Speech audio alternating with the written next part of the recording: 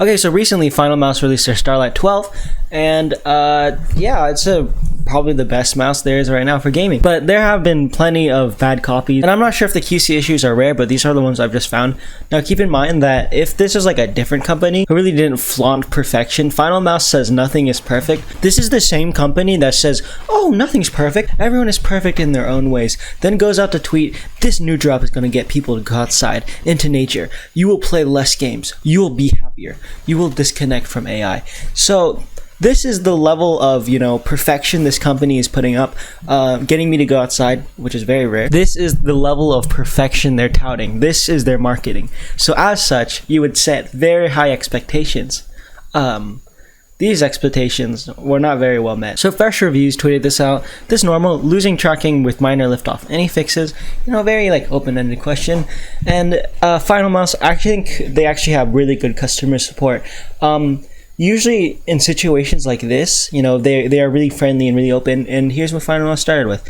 No, that's what every good customer service should say. No, you're wrong. No, your mouse is not meant to track when it's lifted up like that in the front. The LOD is optimized to be low, less than 8 millimeters. If you don't like this low LOD, we can happily issue a refund. For the record, my mouse does not track at all with this distance off the pad. I'd be happy to elaborate with a full video. If that's 8 millimeters, I'd hate to hear what you tell the ladies. I think that's kind of rude from FreshReviews' part. It's kind of rude to assume that finalmouse has been in the presence of a living, breathing woman. Anyways, here's what they respond. So in another thread, finalmouse says, finalmouse is saying 8 millimeters is the perfect liftoff distance. It is. At 8 millimeters liftoff distance from this gate, so an actual true 1.4 millimeters of liftoff distance from the base, you can get optimal squall levels from the majority of mouse pads and get immediate stop when lifting or adjusting the mouse, which affects your aim. People who are used to high liftoff distance compensate the movement. So I'm not the smartest person in the world, and I'm not free thinking enough to understand this, but I searched up squall, and it apparently means the act of but if that's the case, fine. FreshReviews said, sorry, but it feels lower than 8 millimeters. It's the lowest liftoff distance I've felt on a mouse in 10 years, and it certainly doesn't feel good, necessary or optimized for competitive play. But hey, it would be nice to have the option to customize it on a $200 mouse. Free thinking. Options and customizations is definitely good for a lot of products and a lot of people. It's just not something that will ever be on the Starlight-12. You gotta play how I tell you to play when you use it. As douchey as this is, finalmouse can do whatever they want with their product, and if you're not happy with it, you can refund it. finalmouse had two options here. Two ways of defense to counter this argument, just like the really ballsy in your face, or the actually trying to prove you wrong. And it seems finalmouse couldn't decide and did both. That really goes to show how insecure finalmouse is as a brand. He can't really decide how to respond to a consumer that doesn't even matter to him, so he just decided to do both routes. finalmouse is really trying to give the impression that they don't care. You gotta play how I tell you to play when you use it, but really it just seems like they're really butthurt and offended. FreshReviews said, see, the fun thing about paying for legal tender for a product and following through with the contract for the purchase of goods is that when it's in my hands, I use it how I want to use it. Appreciate the laws made up and followed in court of final meme though. If you really need higher than the 8 millimeter LOD, you can mod it pretty easily, but first make sure you confirm this is the case on yours. See my other reply where you can use ultralight 2 skates, which are about 0.85 millimeters, put them directly over the Starlight skates and see what you get tracking. Also, I noticed you're coming from an extremely high liftoff distance of 2 millimeters or more. This is actually very bad for your aim long term, and I recommend getting used to lowered liftoff distance. FreshReviews has been playing games for longer than I've been alive, probably 5 years longer than Final Boy has been alive. I really think that high liftoff distance hasn't really affected his aim too much, if I'm being really honest. I'm not really a scientist or anything, but I can tell just by really simple common sense and connecting the dots that I don't think this is true. And if they really knew about aim, this is coming from the company that created an aiming game, which has no live channels streaming it right now. So I think you should really ask FreshReviews for the advice of aiming instead of giving it. FreshReviews responded, I did a full review of the mouse and I mentioned I was able to adjust to it, but it still got me killed at various moments while tracking quick movements in Apex.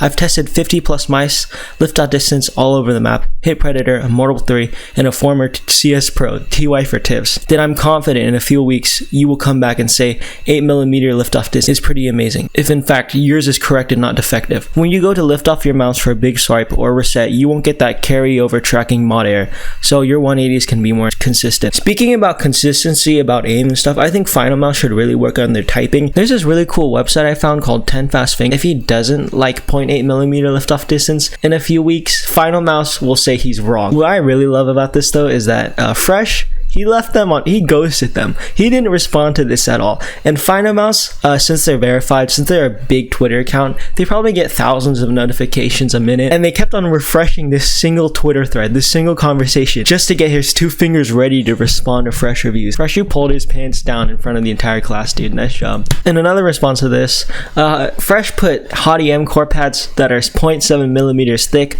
on top of the Starlight-12, and it still didn't track, which is the funniest thing in the world. Finalmouse loves being wrong. Core pads aren't 0.7mm. The thickness of the adhesives in the skates is closer to those of 0.9mm. How boomer are you? Did you really type core pads of score space pads? Finalmouse is just in a streak of being wrong right now. You need a caliper to properly measure, and it seems you got some tracking there on those. So I would say your liftoff distance is right there, 0.8mm. And then Fresh Reviews gets his caliper out and says, I believe there's some tracking because I began sinking the mouse into the pad. On the flat surface, there was no tracking. I think the best part about Fresh whipping out his caliper is like it's like Tom and Jerry, you know.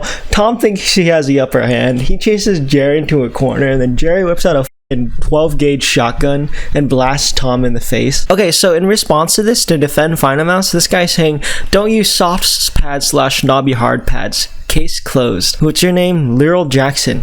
Finalmouse doesn't care about you. You don't need to defend them. You're a tool to them. You don't matter to them at all. You don't need to go on this tirade of defending finalmouse. They don't care about you. They don't even know you exist, dude. So don't worry about it. You gain next to nothing from this. It's all pointless. It's like when you donate to your favorite Twitch streamer. You do a tier 3 sub every month. You do $50 donations every stream.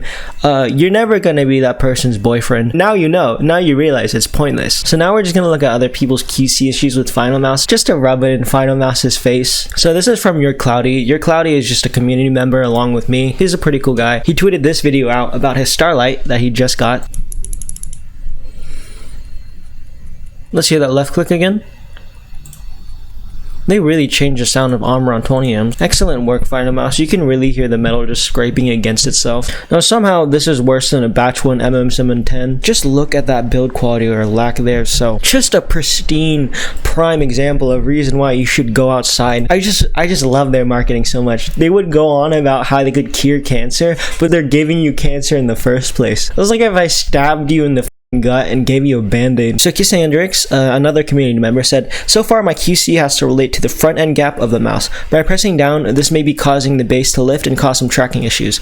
The low LOD is pretty apparent so far as well. Might be a touch under 1mm LOD. That's what I'm used to. This is Edward or Ghoultra. He had this video of not even a scraping sound. Wow, finalmouse. Just the button entirely not working. He has to press it in a very specific spot. Excellent. Just amazing work, finalmouse. As I look through Twitter more and more, I'm seeing more videos of people who have QC issues. This is PotentBTW. Yeah, my Starlight's right click just went out 4 days after I got it. 4 days. That's shorter than the battery life. Don't worry about your mouse dying because you're not going to use it at all.